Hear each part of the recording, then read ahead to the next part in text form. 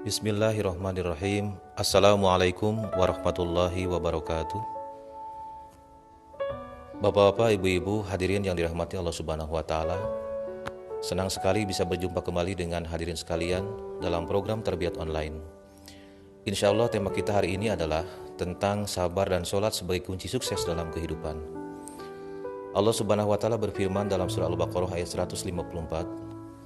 A'udzu billahi minasyaitonir rajim. Bismillahirrahmanirrahim. Ya ayyuhalladzina amanu ista'inu bis-sabri was-shalah. Innallaha ma'as sabirin. Wahai orang-orang yang beriman, mohonlah pertolongan kepada Allah dengan sabar dan sholat. Sesungguhnya Allah beserta orang-orang yang sabar.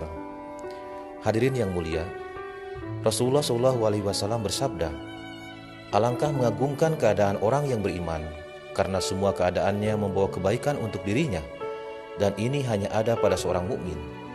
Jika dia mendapatkan kesenangan, dia akan bersyukur, maka itu adalah kebaikan baginya. Dan jika dia ditimpa kesusahan, dia akan bersabar, maka itu adalah kebaikan baginya. Hadis ini menunjukkan betapa besarnya keutamaan bersyukur dikala kita senang dan betapa mulianya sabar di saat kita ditimpa musibah. Bahkan kedua sifat inilah yang merupakan penyempurna keimanan seorang hamba. Hadrat Abdullah bin Mas'ud radhiyallahu anhu meriwayatkan bahwa Rasulullah SAW bersabda, iman itu terbagi menjadi dua bagian, sebagiannya adalah sabar dan sebagian lainnya adalah syukur. Jadi keistimewaan seorang mukmin adalah bersyukur ketika mendapat kebahagiaan dan bersabar ketika mendapat cobaan. Artinya, dalam berbagai kondisi dan keadaan, hati dan pikirannya selalu terpaut hanya kepada Allah Ta'ala. Bapak-bapak, ibu-ibu yang saya muliakan, Allah Ta'ala menciptakan segala sesuatu selalu berpasang-pasangan. Ada siang, ada malam, pria, kemudian wanita, tua, muda, susah maupun senang, dan lain-lain. Artinya bahwa roda kehidupan selalu berputar. Di dunia ini tidak ada seorang pun yang hidupnya akan sedih terus. Ada kalanya dia pun bisa tersenyum dan merasa bahagia. Begitu pula tidak selamanya hidup ini sesuai keinginan kita. Orang yang nampaknya secara lahiriah berkecukupan, ada kalanya dia pun bisa bersedih dan menangis. Mengapa demikian? Inilah penzahiran sifat Rahman dan Rahim Allah Ta'ala. Hikmahnya adalah supaya kita selalu mawas diri dan menyadari bahwa bagaimanapun kita adalah hamba Allah yang penuh dengan kelemahan dan kekurangan. Hadrat Masih Maud Salam telah menjelaskan betapa berharganya nilai sebuah karunia. Beliau menggambarkan ketika rasa haus melanda, maka kita akan merasakan betapa berharganya nilai seteguk air. Sehingga seorang kaya raya yang sedang musafir di padang belantara gurun pasir akan rela menukar hartanya dengan sebotol air minum untuk menghilangkan rasa dahaganya. Ketika seseorang merasa sangat lapar, maka dia akan merasa sangat berterima kasih ketika ada seorang yang memberinya sepotong roti. Ketika ada seorang yang sakit, maka betapa dia akan merasakan nikmatnya kesehatan. Inilah fenomena hidup yang kadang banyak orang tidak menyadarinya. Hadirin yang berbahagia, Huzur tercinta telah memberikan pemahaman kepada kita begitu indah berdasarkan ayat tadi. Beliau bersabda, Allah Subhanahu wa Ta'ala telah menasihatkan kepada kita untuk berlaku sabar sambil tetap menunaikan sholat. Salah satu arti dari perkataan sabar adalah apabila seseorang mendapat suatu kemalangan, ia tidak mengeluh melainkan tabah sambil menunjukkan perangai cerah. Ia tidak mengeluarkan kata-kata yang tidak pantas dan betul-betul menjaga perasaan. Kadang-kadang karena beban berat yang harus dipikul, sehingga seseorang dengan tidak sadar mengeluarkan dari mulut kata-kata yang tidak layak dan merupakan keluhan terhadap Tuhan yang Maha Perkasa. Dan hal ini harus dihindari. Kemudian arti sabar yang kedua adalah bahwa seseorang harus tetap dan teguh dalam pendiriannya. Yang ketiga adalah perintah Allah yang Maha Kuasa harus tetap dipegang erat-erat dan harus berbuat sesuai dengan itu semua. Kemudian dia tidak boleh menyimpang dari apa yang telah Tuhan melarangnya.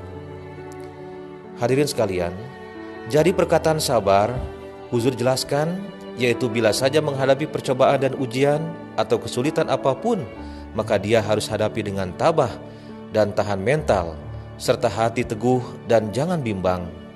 Jika tidak, akan membawa kegoncangan dan kelemahan iman.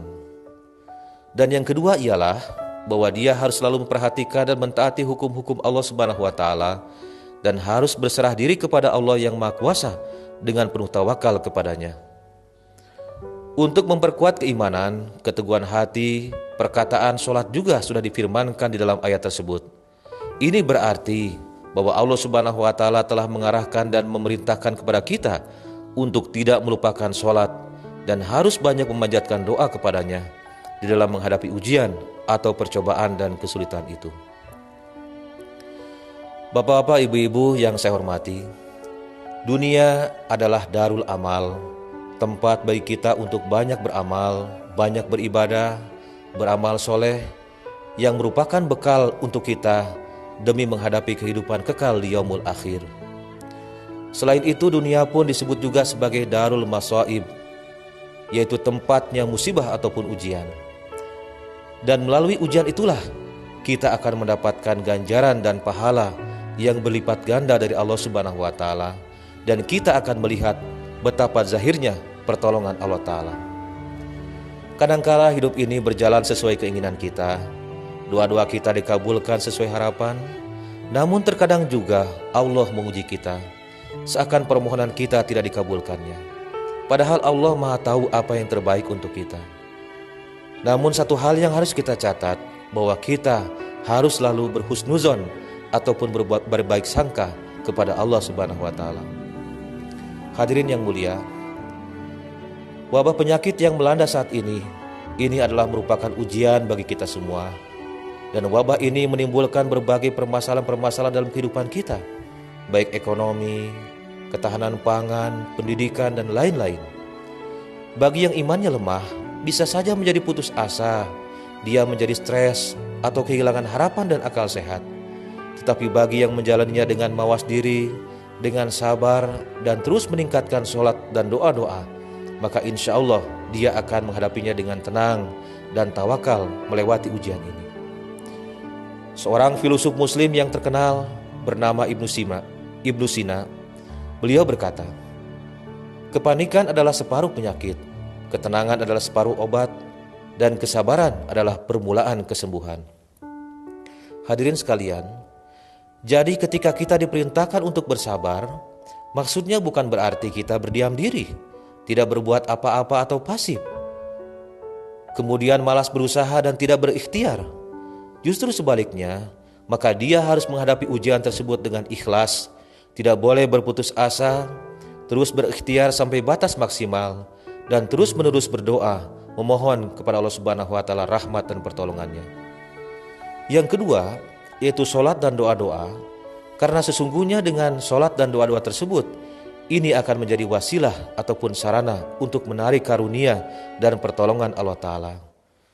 Sebagaimana Allah Subhanahu wa taala berjanji, barang siapa yang bertawakal, bertakwa kepadanya, maka Allah Ta'ala akan mencukupi segala keperluan kita. Allah Ta'ala akan memberikan jalan keluar kepada kita, dan Allah Ta'ala akan menganugerahkan rezeki kepada kita di tempat yang tidak disangka-sangka. Mengapa sabar dan sholat harus dilakukan bersamaan? Karena jika sabar saja dan tidak diiringi dengan doa, maka usaha kita akan jauh dari keberkatan Allah Ta'ala dan akan menjadi sia-sia. Begitupun sebaliknya, jika hanya berdoa saja tanpa diikuti dengan ikhtiar yang maksimal, maka ini sama saja dengan menantang Allah Ta'ala. Ibaratnya orang yang tercebur ke dalam sungai yang dalam, lalu dia berteriak-teriak meminta tolong, sedang di sana tidak ada orang lain. Jika dia sendiri tidak berusaha keras untuk menyelamatkan dirinya, maka teriakan-teriakannya tersebut sama sekali tidak ada gunanya. Hadirin sekalian, perlu kita fahami bahwa janji perlindungan Allah Ta'ala dan pertolongannya bagi setiap Ahmadi ini hanya akan diberikan kepada mereka yang betul-betul taat mengamalkan perintah Allah Ta'ala dan betul-betul taat dan patuh melaksanakan nasihat daripada huzur yang tercinta.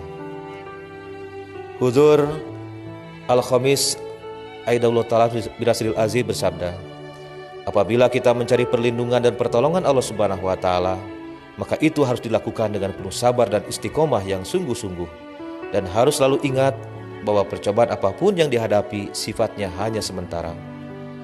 Allah Ta'ala telah berjanji dalam surah Al-Insyirah, fa inna ma'al usri yusra, inna ma'al usri yusra. Maka sesungguhnya beserta kesulitan ada kemudahan, sesungguhnya beserta kesulitan itu ada kemudahan. Ujian ini hanya sementara waktu. Karena itu mari kita jadikan situasi ini sebagai momentum yang baik bagi kita untuk menguatkan keimanan kita, menguatkan kesabaran kita, dan meningkatkan sholat serta doa-doa kita. Selain itu mari kita juga perkuat kepedulian sosial dan rasa solidaritas kita terhadap sesama yang sedang kesulitan. Semoga Allah Subhanahu wa Ta'ala selalu menzahirkan rahmat dan pertolongannya kepada kita semua. Amin Allahumma amin. Jazakumullah ahsanal jaza. Wa akhiru da'wana alhamdulillahi rabbil alamin. Wassalamualaikum warahmatullahi wabarakatuh.